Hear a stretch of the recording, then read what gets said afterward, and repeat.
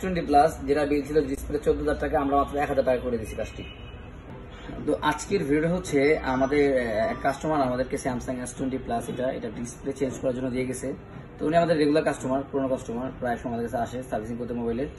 তো আজকে দুপুরে এসে আমাদেরকে দিয়ে গেছে এটা ডিসপ্লে চেঞ্জ করতে। ওনার সাথে আমার বিল হয়েছে প্রায় 13-14,000 টাকা বিল করছে আর কি।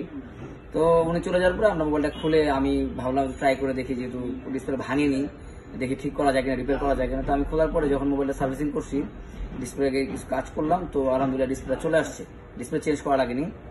তো ওনার সাথে আমার বিল ছিল প্রায় 13,000 বা 14,000 টাকার মতো বিল বলছিলাম যে 13-14,000 লাগবে। উনি কোনো বিল না বলে চলে গেছে আর কি, বসে ঠিক করতে। বিল ছিল ডিসপ্লে 14,000 টাকা, আমরা মাত্র 1,000 টাকা করে দিয়েছি কাজটি। আর হচ্ছে আপনার চাইলে কিন্তু আপনাদের ফোনে যদি ডিসপ্লে না ভাঙে, এমনিতে আসতেছে না, ওই ফোনগুলো কিন্তু আমাদের কাছে নিয়ে আসবেন। আমরা চেষ্টা করবো ডিসপ্লে চেঞ্জ না করে আপনার ডিসপ্লে রিপেয়ার করে ঠিক করার জন্য।